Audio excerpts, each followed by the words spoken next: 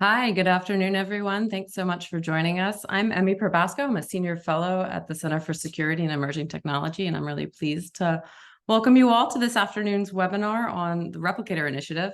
We have quite the crowd for today's webinar, and I think that attention reflects a great deal of enthusiasm and the interest that the announcement generated, but also a number of questions that we all still have to answer about what's in the program, what effects might it have for the military, for the drone industry, and how we are going to get from where we are today to the ambitious goals that Deputy Secretary of Defense Hicks laid out in her speech, which was almost 3 months ago. Our panelists are going to help us explore all these questions and hopefully your questions as well. But before I begin, a couple of points of housekeeping. Your microphone is muted right now, but if you're having any issues with sound or audio or video, please go ahead and go into the chat function at the bottom of your screen, and a member of the CSET team can help you out. The chat feature is also what you can use to pose your questions. And like I said, we're excited to address some of your questions. So please start to enter them whenever you're ready.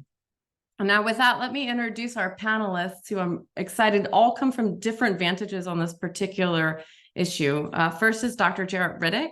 Dr. Jarrett is a senior fellow at CSET, but he has a deep history and expertise in robotics, research and engineering, having previously served as the principal director for autonomy in the Office of the Undersecretary of Defense for Research and Engineering, and nearly 2 decades at the Army Research Lab. And if you haven't seen it, he also wrote an interesting piece recently about joint and interoperability challenges when it comes to autonomy. So thanks, Jarrett. We've also got Ms. Lauren Kahn. She's a senior research analyst at CSET, who has written and thought extensively about the policy issues related to the deployment of autonomy and AI, both here and then previously at the Council on Foreign Relations, and before that at the Perry World House. And she also wrote a great piece recently in War on the Rocks that covered the Replicator initiative. So thank you, Lauren. We also have Major Mike O'Connell. Mike is an officer in the U.S. Space Force and a Department of the Air Force fellow detailed to CSET right now. He has been a flight test engineer with experience in remotely piloted aircraft for the Air Force, and is a developmental engineer with a focus on space systems. If you haven't seen it, he wrote a very helpful blog post about the sorts of autonomous systems the DoD could get today for the Replicator initiative, and I'm sure we'll talk a little bit about that over the course of our conversation. So thanks, Mike. And then finally, we have Dr. Igor Mikulich. He's the director of analysis here at CSET and has extensive experience evaluating military technologies, having worked as an analyst at RAND and then before that at the Center for Naval Analysis. But he also has a lot of experience at the center of previous big initiatives at the Pentagon. He was the special assistant to the director of cost assessment and program evaluation, and he supported Secretary Gates' efficiency efforts, as well as Secretary Hagel's strategic capacity and management review. So he's sort of been in the mix before. So thanks, Igor, for joining us. I want to get straight into the conversation and start with Lauren, who I'm hoping is going to give us just a baseline for everyone who's joining. What is the Replicator initiative? What do we know about it at this point?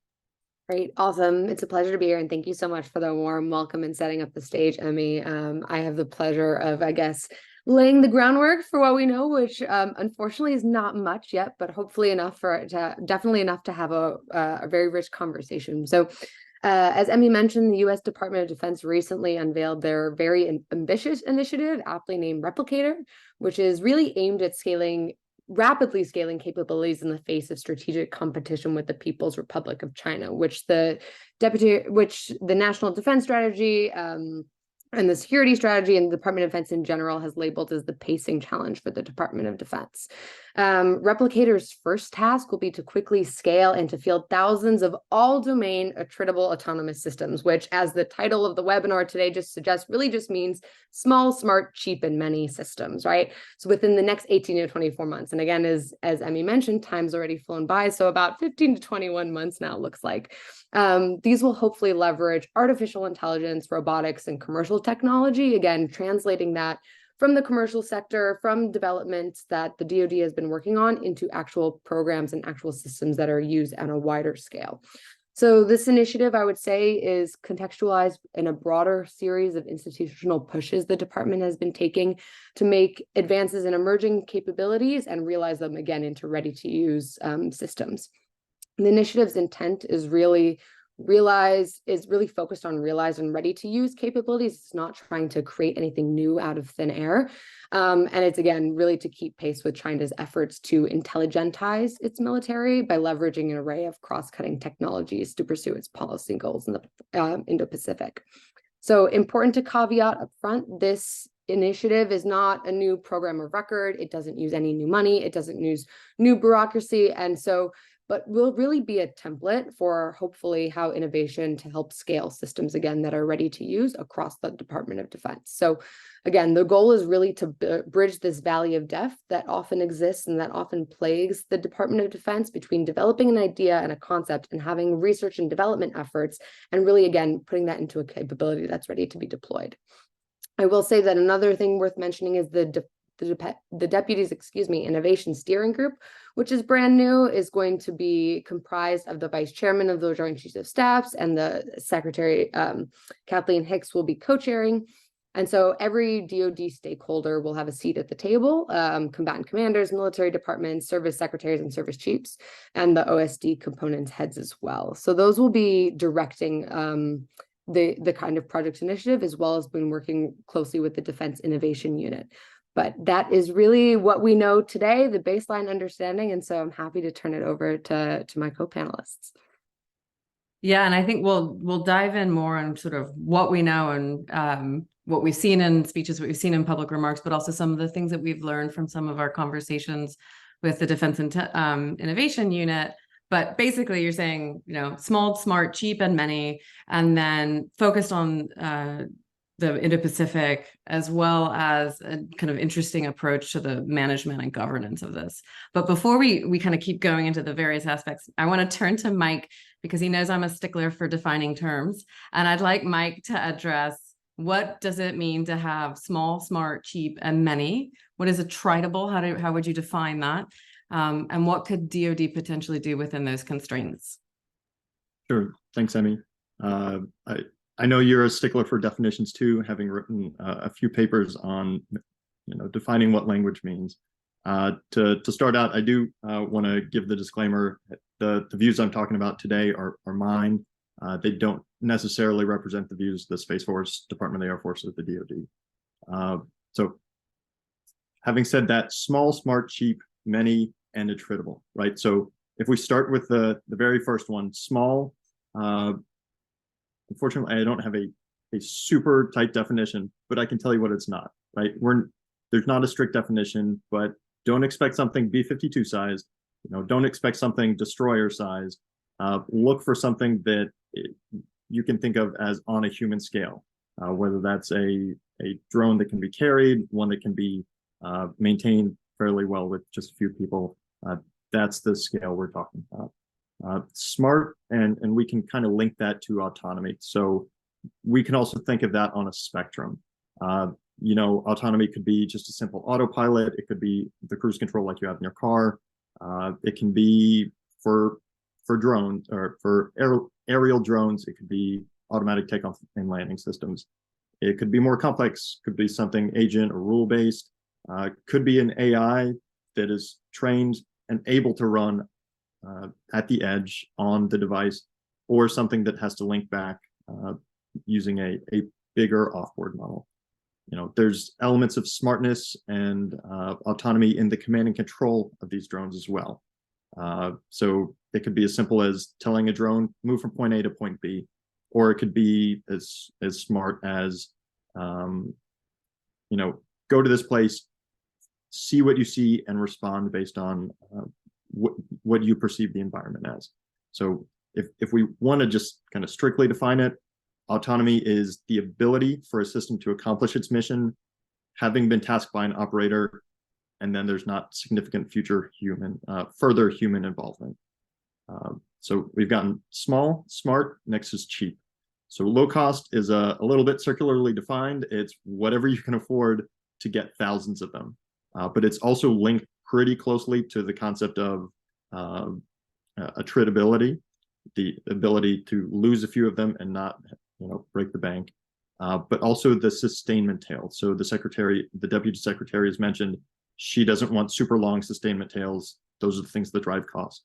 So if you can afford many thousands of them, you're probably in the right direction. So many's easy. The secretary wants multiple thousands. Then she should get at least 2,000. But I think she's a little bolder here and likely wants more. And then attritable, it's not expendable. It's not just throwaway.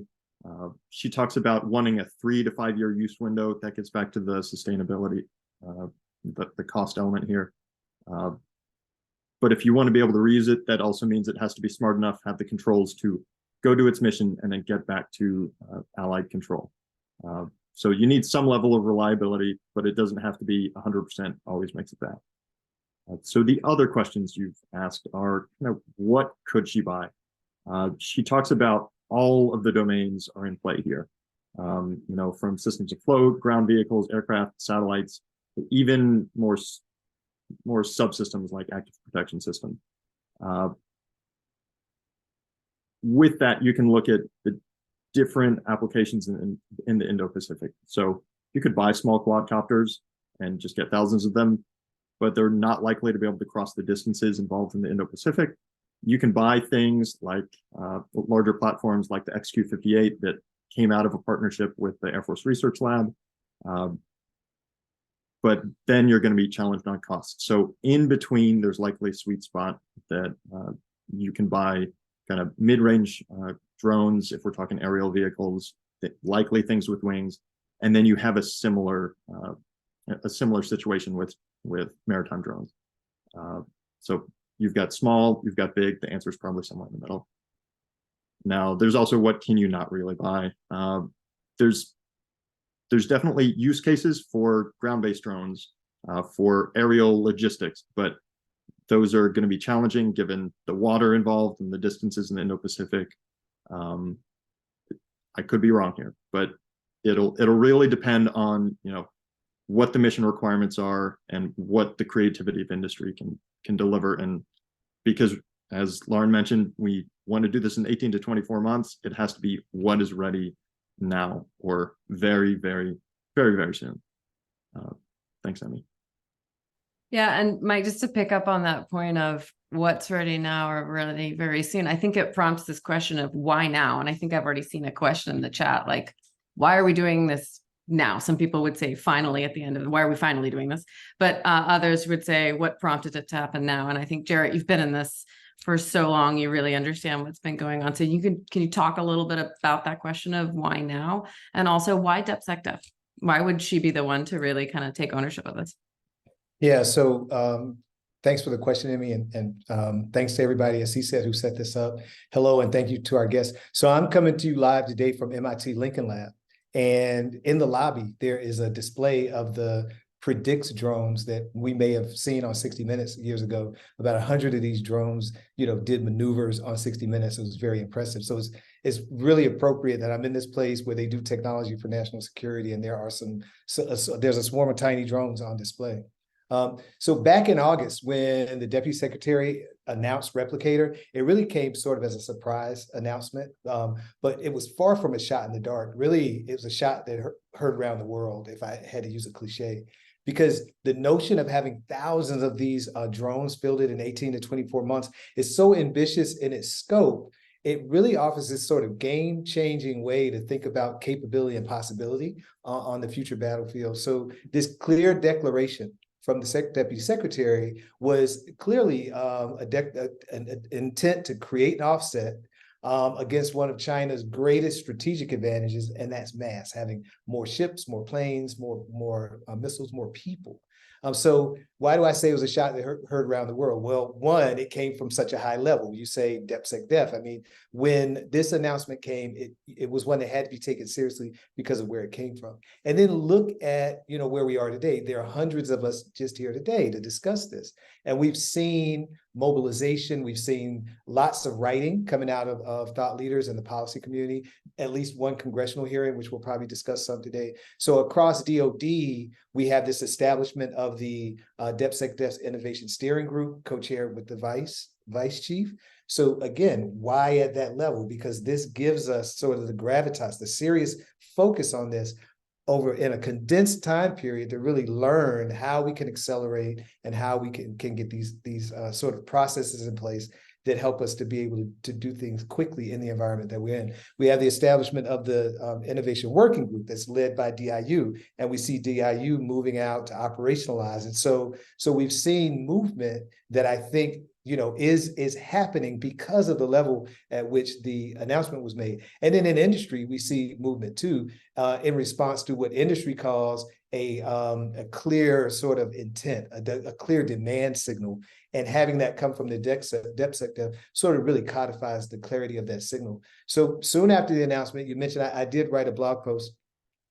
And in my blog post, I tried to imagine if we're wildly successful with Replicator, what do we do on 24 months and 1 day from now, right? So 2 years and 1 day from now, what do we look like? And in the blog post, there were some other announcements that were made this summer. There were some congressional proposals and some other things that are out there that really show us that there is a path forward. And potentially what we have here is Replicator sort of showing us the way to accelerate, and then efforts that would come after that to sort of build on that momentum. And so some questions that I raised in the article, in my blog post around what's next is, how will we capture this momentum? Right. This is the first version of Replicator, according to the Deputy Secretary. And so after this, the DIU and that apparatus will move forward. So how do we then capture this momentum, and how shall the department sort of align itself to do that? There are some things in those legislative proposals. There is some language that's directing CDAO to set up something that they call an autonomy platform enterprise.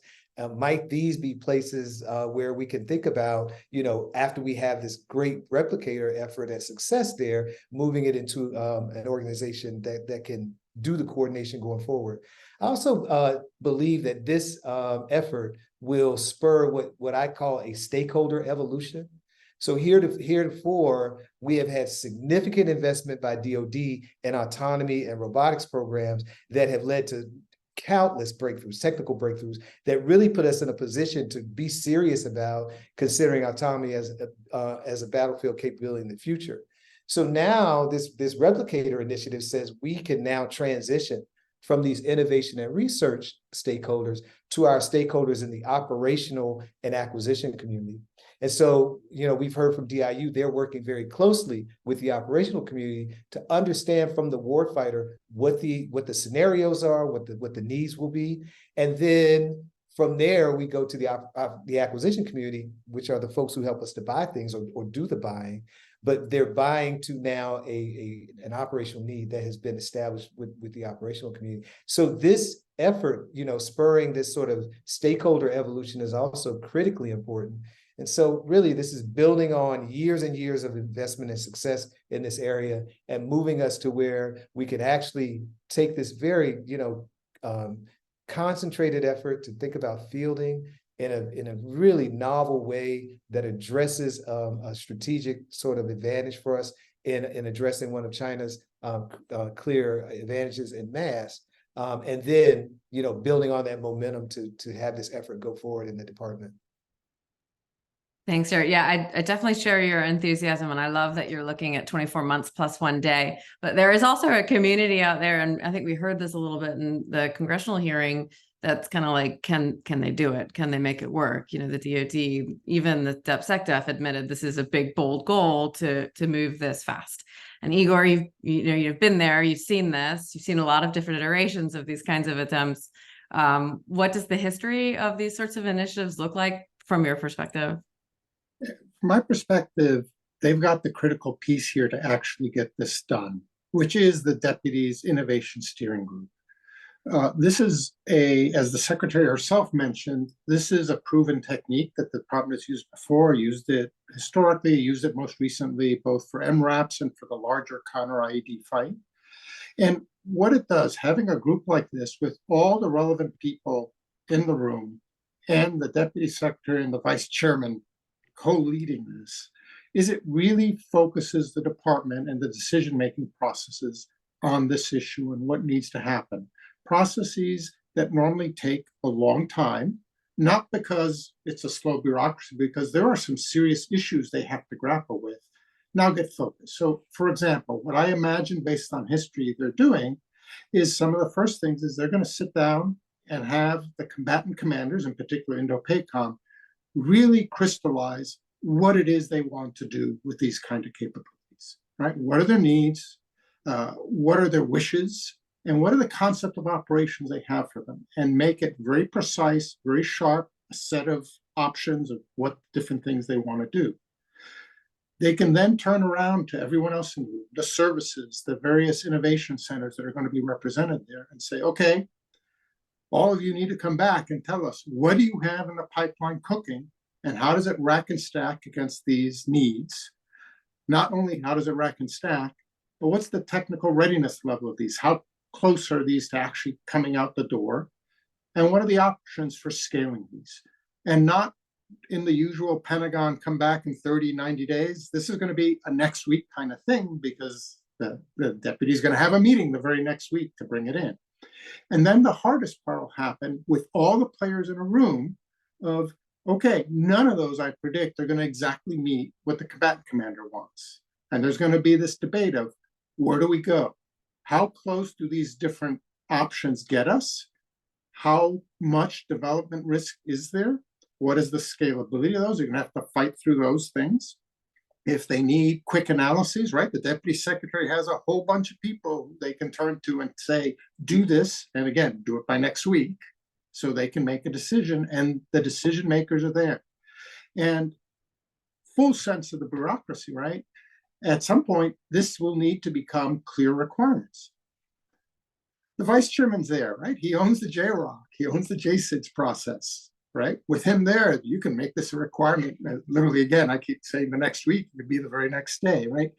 The key players that have influence on the process, who have authorities, who have powers to make this happen, are all in the room with the vice chairman and the deputy secretary in some polite fashion, breathing fire on them. And the system responds very effectively to this. And it gets really driven. That doesn't mean there aren't hard challenges. And at some point, you're going to get down to the technical challenges of how does this scale, right? And that is, if you wish, the other part of the problem. And I think my colleague Jared, who's at the center of technology there, might, and I know you've been having conversations with folks, how does it look from that side to you? Yeah, and interesting. The scale question sort of brings us to the how this is being done, right? So DIU is out front and with their new director, Mr. Doug Beck.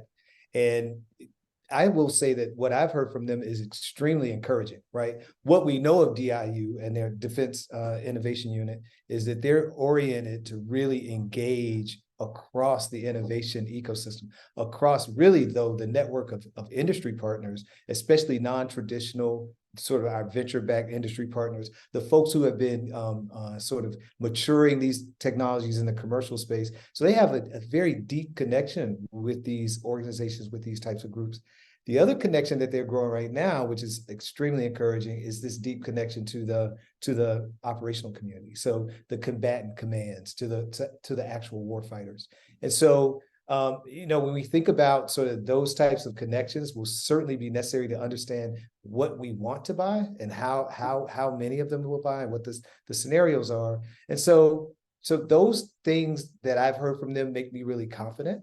I think, the community, as far as the autonomy enterprise, the DoD autonomy enterprise, has been delivering success for so long. And there are so many things that are, well, in the words of the deputy secretary, ready to go, right? And so, there is confidence, I think, I hear from the folks who are working this problem. I'm not hearing from those folks that they feel like they won't make it. They actually are embracing the challenge excitedly. So, with that, I sit back and I take a look and understand that we do have an array of industry partners who have, grown up over the years.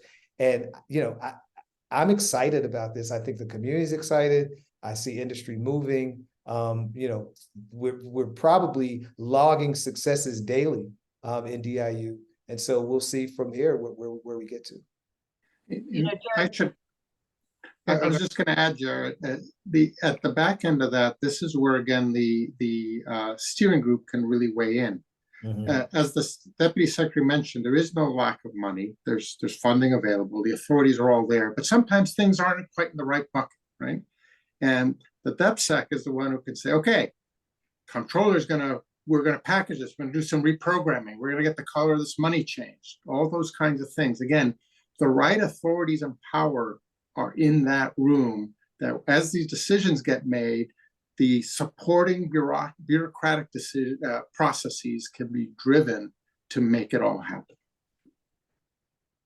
But, on this point of driven to make it all happen, I mean, Jared, one of the things that's kind of interesting to me is that, you talked about, and we've all talked about, they need stuff that's ready to go, ready to buy today. But at the same time, we've heard them say they're going to buy in tranches.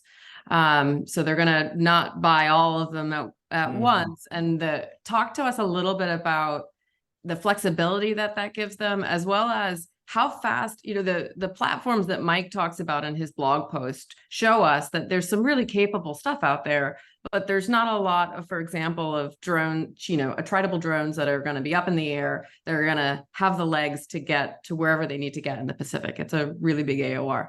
So what can happen? How fast can this tech get developed such that the Replicator is really harnessing innovation? Yeah, and I think I will refer to your blog post now, Emmy, that you recently, days ago came out, right? Sort of reflecting on what you saw during your visit with DIU to Warsaw. I encourage everyone to access that and read that, where you're talking about sort of this 3 months to obsolescence, right? And so this is a very condensed timeline in which technology is being introduced, and then folks are moving on to the next. And I think we've always sort of had that discussion around our traditional acquisition life cycle, the period of time it takes to bring some technology through that traditional pipeline.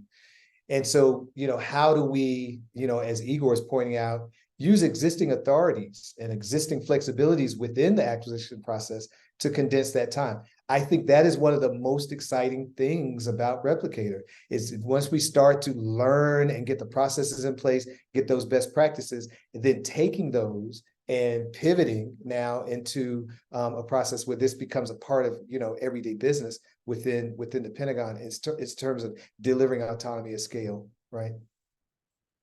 And the other point, we've been talking a lot about the technology and the, innovation steering group and buying it, but it's not like you just buy it and, the Amazon package arrives at the Pentagon and it goes. So can we talk a little bit now about, Lauren and Mike, everybody really, what happens besides just buying drones?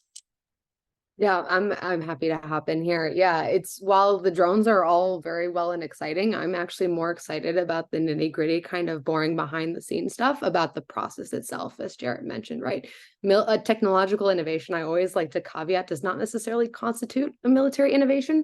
So if the DoD wants to be able to use these successfully and show that this can work, it's technically a success at the end of the 18 to 24 months will be if the DoD has at least 2,000 autonomous, attritable, relatively cheap systems, right? And we can clearly see that. But will it actually be a success will be whether they can, no pun intended, well, actually pun intended, replicate this system again elsewhere, to use it for other systems and to go beyond that, again, to regularly overcome this kind of valley of death that's so often spoken about, to make sure that the DoD can actually access all of the resources that are available to it, and that it can do so readily, more easily, more widely, and then again translate those lessons learned across the department in a way that's a little bit more cohesive. And again, as Igor mentioned, all the right people are in the room to do this, and this kind of approach has been used previously. So I would really like to see, even beyond, again, that 24 months, this being used for other systems, and again, to see what does Replicator 2.0, 3.0, 4.0 look like, and whether or not this is a valid way forward, or if there's something that needs to be, even if this cracks open a little bit of the case about what needs to be done bureaucratically or organizationally to make sure that the DoD can successfully leverage and access innovation from its own kind of sources that are doing R&D, but also from the commercial sector, which again, as mentioned, is really driving forward a lot of the cutting edge research in some of these areas. And then, yeah, to tag on a little. So in the near term, right in the next 18 to 24 months, if, 2,000 plus drones show up on the Pentagon's doorstep, there's also a need to make sure that the operators who are going to use them are aware of what's coming down the pipe. They know how to fit it into any potential O plans, or they've trained and know how to use it. So there's a short-term thing that needs to be accomplished as well. The fact that they're going out and talking to the combatant commands is certainly the first step in that right direction. So that's a good sign.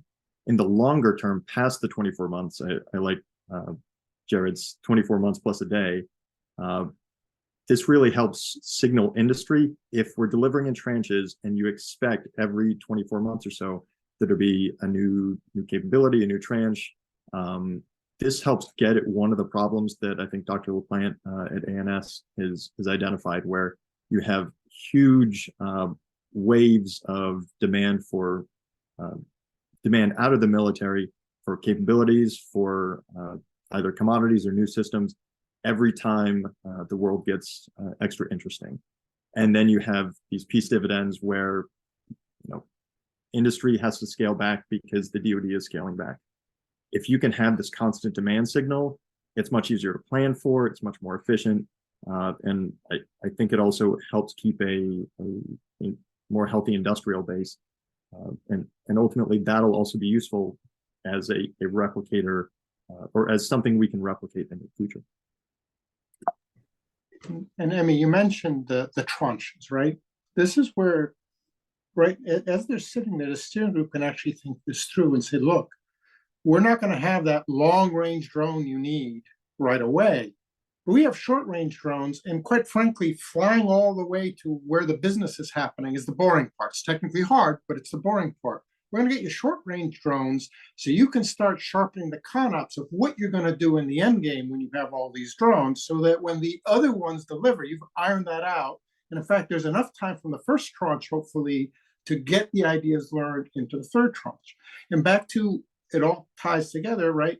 There is this pot of money called the Rapid Defense Experimentation Reserve, right? That's several $100 million. Again, back to the steering group can be the one who says, hey, this goes into that pot as a top priority to fund. And now there you've got not only you've got another pot of money that's building into how you're going to develop these drones and develop the ConOps, because the ConOps has to develop at the same time and evolve. Yeah, no, I think we've heard a lot about how, the systems need the ConOps to go with them. And when we had an earlier discussion with DAU, they were kind of saying, hey, the great thing about this is you do the tranches and you can iterate on these ConOps, you can iterate on the technology. And to me, it reminds me more of what I saw when I was at Warsaw, where the tech companies and the operators are constantly in a back and forth iterating on not just kind of how the battlefield is evolving, but kind of what they're learning as they go. So I think that, yeah, go ahead, Igor, sorry. And I was going to say, we saw this with a similar steering group during the counter IED fight, right?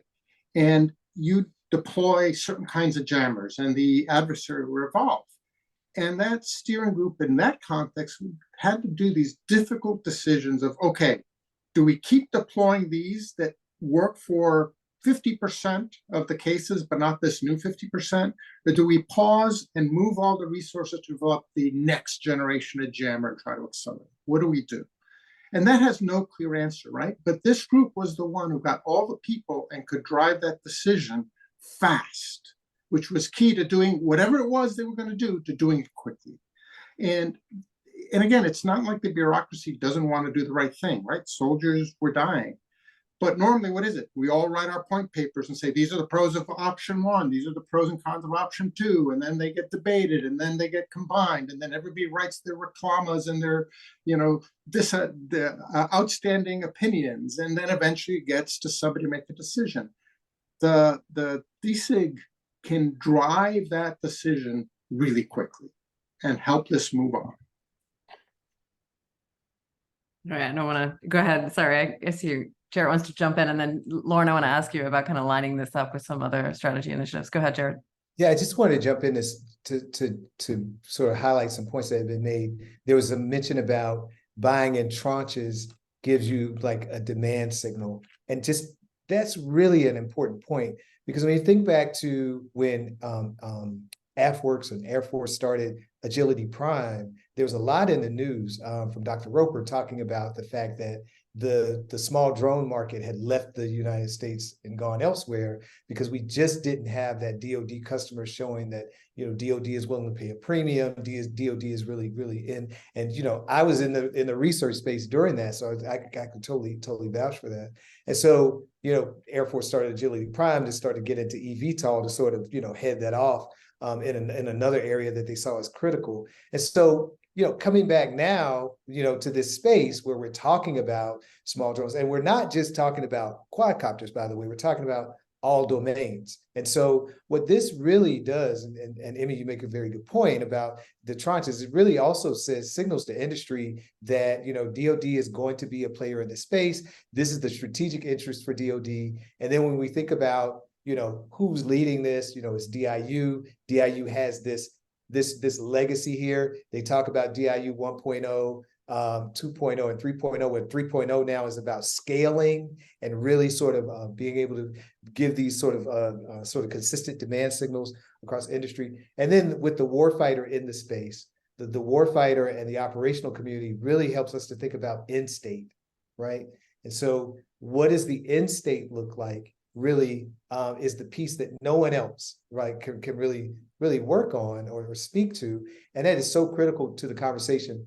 And then one point also, Emmy, about what you were saying about the companies in Ukraine that you learned in Warsaw. I thought that was really interesting, because essentially what you were talking about is that they're embedded on either side, like the military is embedded with the technologists, and technologists are embedded, and so you have this feedback loop.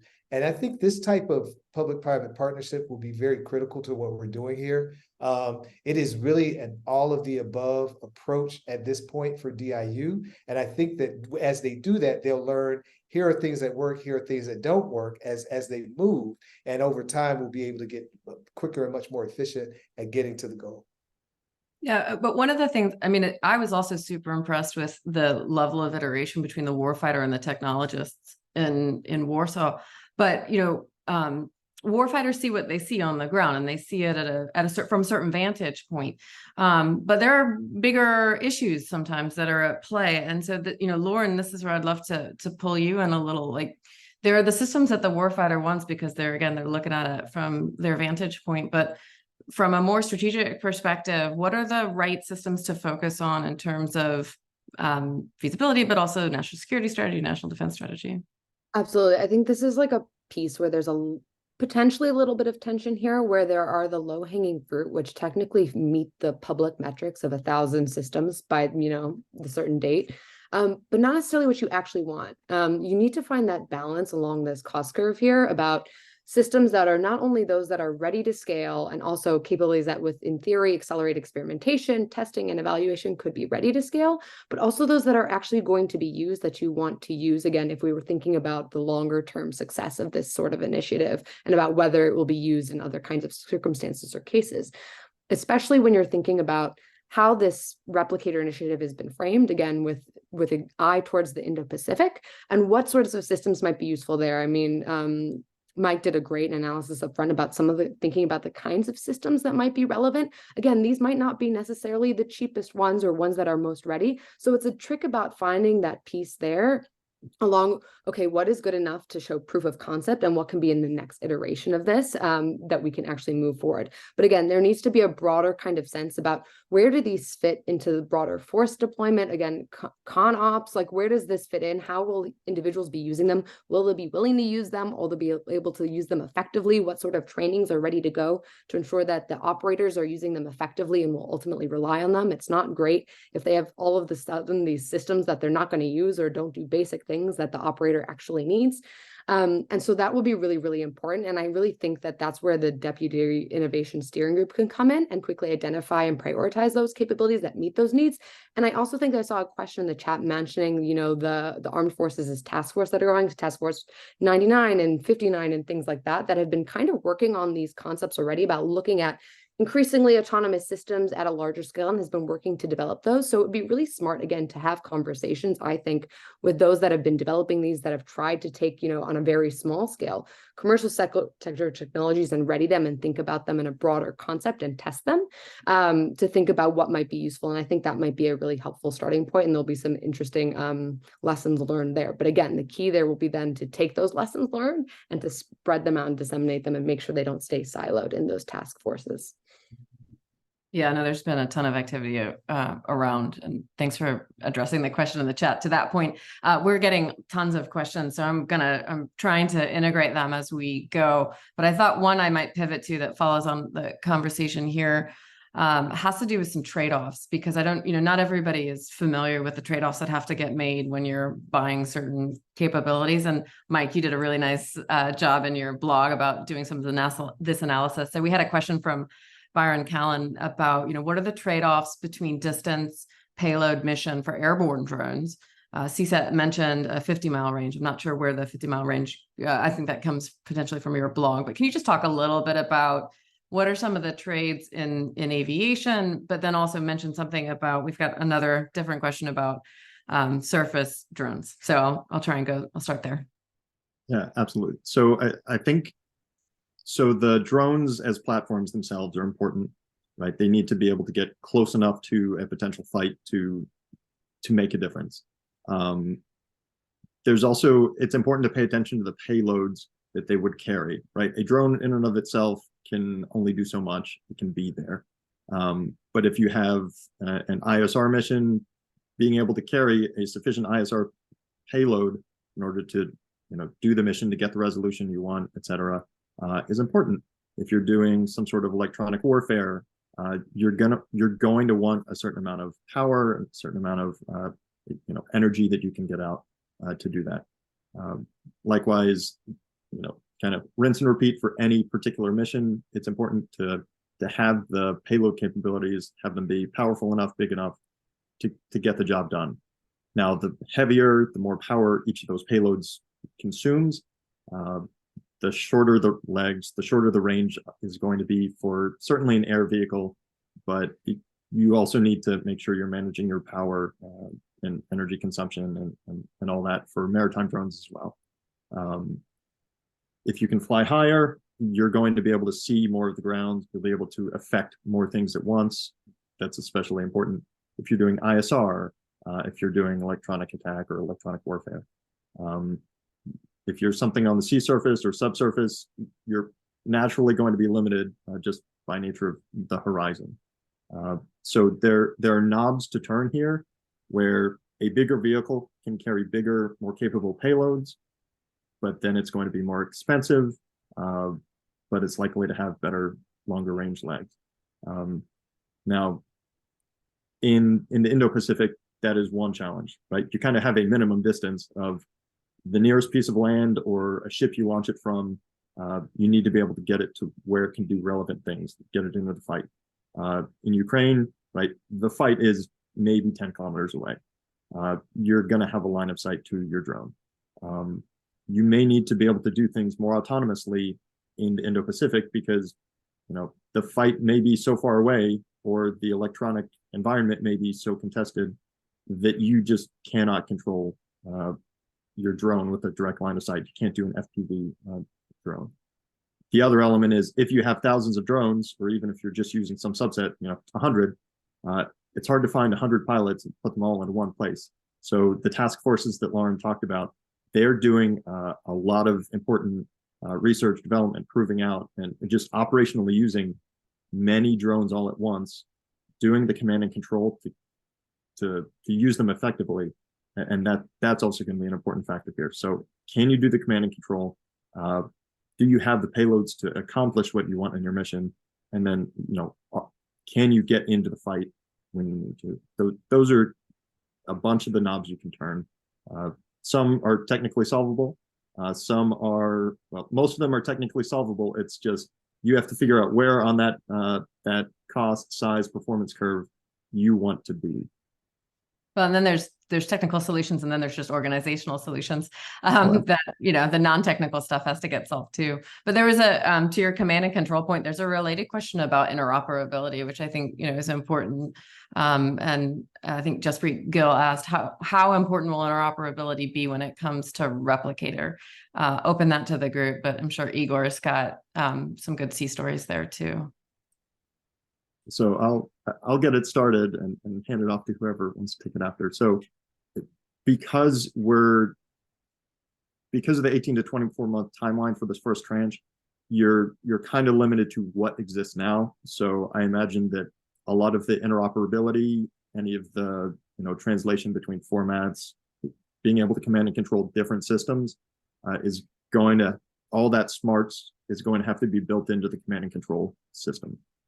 As you go through later tranches, I can imagine, I don't necessarily have indications that this is planned, but one can imagine that you would start to establish standards, you would start to establish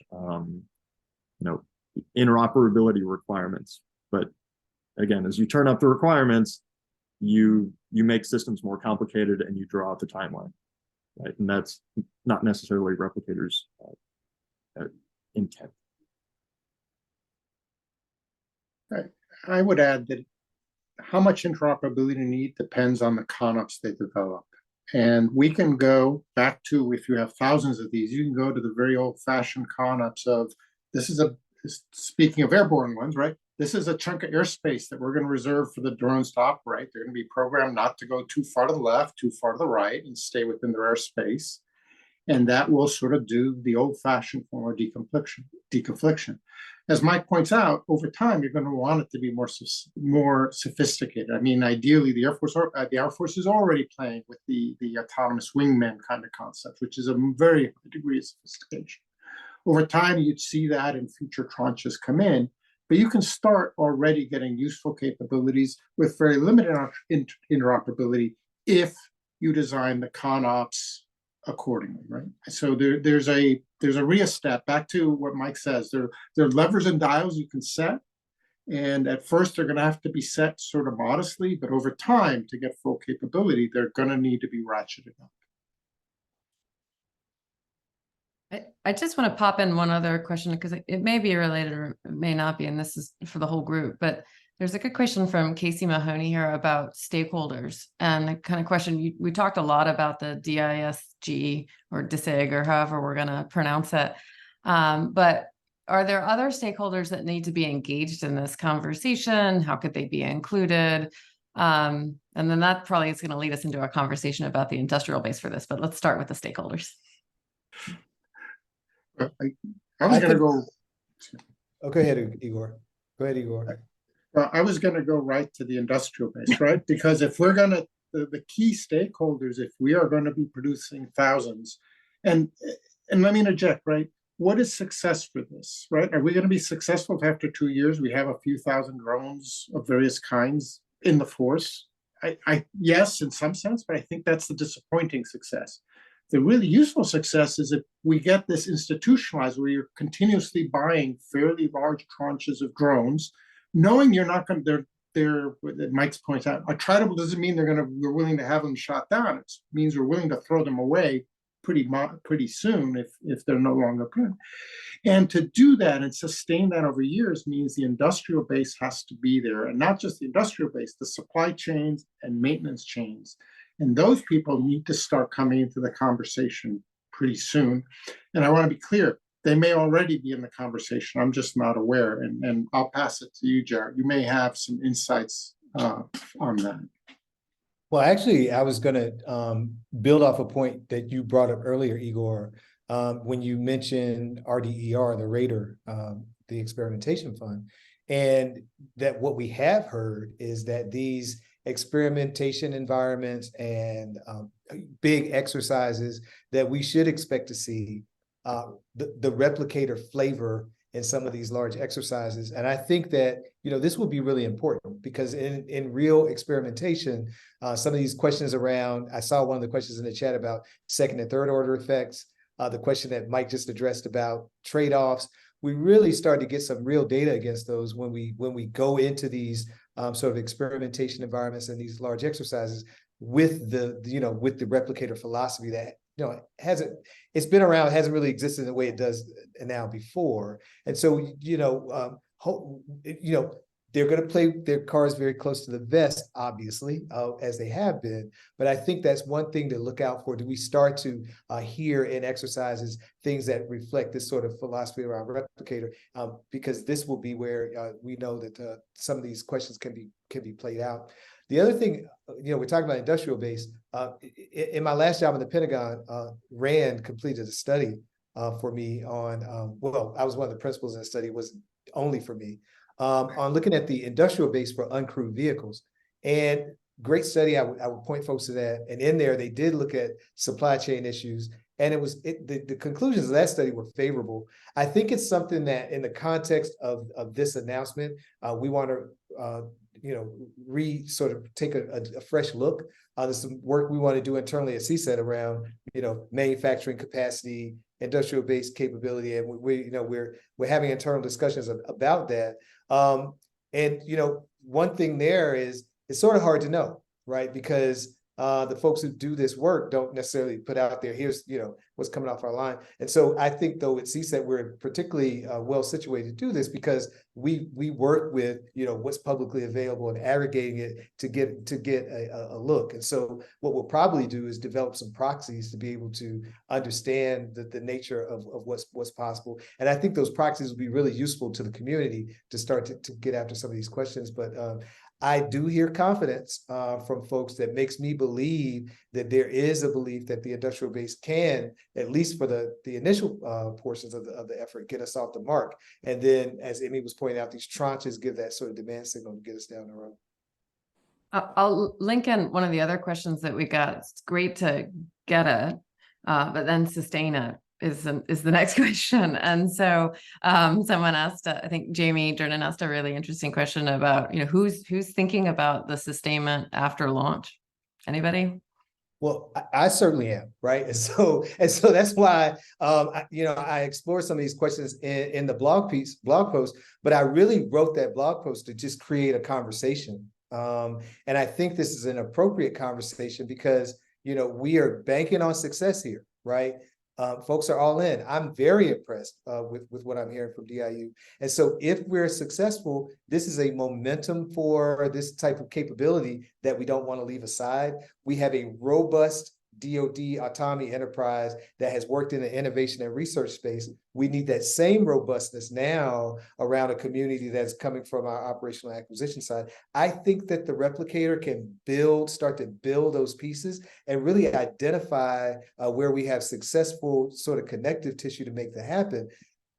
The question remains, what comes next? And I think that we have some suggestions from some things that were going on this summer.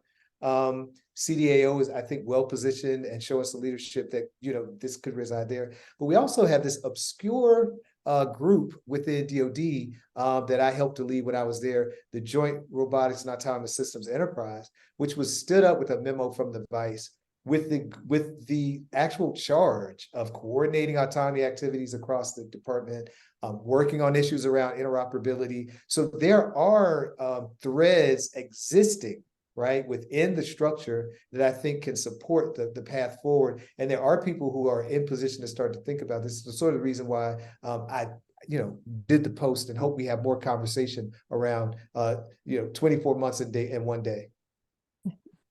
And so I want to we're running out of time, but I want to stick on this industrial base for just a little bit longer. What are the companies, what do we know about the companies that can offer something into this solution? How are they similar or different from what we've worked with before? Quick comment there. But then also, if address the dual use question, because as you saw in what I saw when I was in Ukraine is that DJI is the preferred, they would rather not use DJI drones because they're Chinese. However, they're small, smart-ish, smart enough, and cheap, which is most important, it seems. But they have capabilities, but it's dual use. So these DJIs, you can go out to Best Buy and buy one today yourself. What does that mean for this particular initiative? What does that mean for the industrial base? And what does it mean for DoD trying to interact with this slightly different player? So I think it's a different way of thinking, but the war in Ukraine is one of the most unfortunate circumstances that we're dealing with today. But it is there are some potential benefits around sort of understanding what's possible, right? And we're seeing in real time things that are being done that really to a certain degree, we would not have expected to have seen in the sort of the rapid sort of time frame that we have. And so, when we sort of take a look, right, at the things that we've seen sort of developed in real time within Ukraine, and I don't mean just the DJIs, but systems that they're actually building themselves. I think in your blog you mentioned hundreds of companies building uncrewed vehicles that have sprung up in Ukraine since the beginning of the conflict. And so really taking a look there and understanding what is possible, I think will help people think of in a different way within the DoD, the US DoD, that they may not have been able to see before. This is oftentimes about helping senior leaders who are decision makers be able to see things so that they can imagine. And I think that is as part of what Ukraine offers us in terms of benefit. I think growing the industrial base, the most important thing the Department of Defense can do is establish and sustain a clear demand signal for products, right? And that's why my point is, Replicator is a real success if it spawns its continuation, right? And I hold up as the poster child for this back when Secretary Gates said, there will be 65 Predator caps, period, done, make it happen, right? There was a small Predator community, right? It was, some could argue, an outcast almost, or some stepchild of the Air Force. There is today a very healthy community of Predator Reaper pilots. It's not going away. There's a sustained demand for this capability. It's, if you wish, it's a self-sustaining community. If Replicator, as a result, creates in the services these communities of people who not only have drones, but manage them as operators, right? That's their specialty. That's what they do. You start giving rise to career fields and specialties. They start being integrated into ConOps, and you get on this regular demand signal of, right, we're not going to buy the drone that's going to last forever. We're not in the Predator Reaper mode, right? We're going to get these drones that after a while, they're going to get used and chewed up, and we're just going to throw them out and replace them with better ones. If that gets instantiated as part of that process and culture for these communities, now you've got the demand signal that the industrial base will respond to, right? So to me, that's the biggest long-term measure of success, is if it changes the department in that way. And Igor, just to pull that out a little longer, right? That is stability for operators to have an operational community that can be sustained. Maybe primes is the wrong word to use here, but the companies who are delivering the finished products, the ones who are doing the C2, the supply chains that support all of those, as well as the developers who are going to update the code, handle the logistics, right? If all of that becomes more predictable, well, then it's more predictable, and you can plan on it, and you can build business plans, business cases, and manning documents around it. And develop ConOps and tactics and all that now really start reinforcing everything. Absolutely. I know we're out of time, but I got to jump in and say this. There's been a couple of questions in about what role will small companies play. And I'm confident, based on the fact that DIU is there, that small companies will be a big part of this going forward. That's where much of the innovation is in this space anyway. Well, thank you guys so much. And we could, I'm sure we could keep going. I have to apologize. I have pages of questions here that I tried to get to, but I really appreciate the questions, but also the comments that folks put in. I know this conversation will continue to be hot on everyone's mind. If you're interested, I think Tessa and the CSET team were very helpfully posting the blog post, but you can always find more of the CSET research at cset.georgetown.edu. And I hope you all have a wonderful day. Thanks so much for joining us over your lunch hour.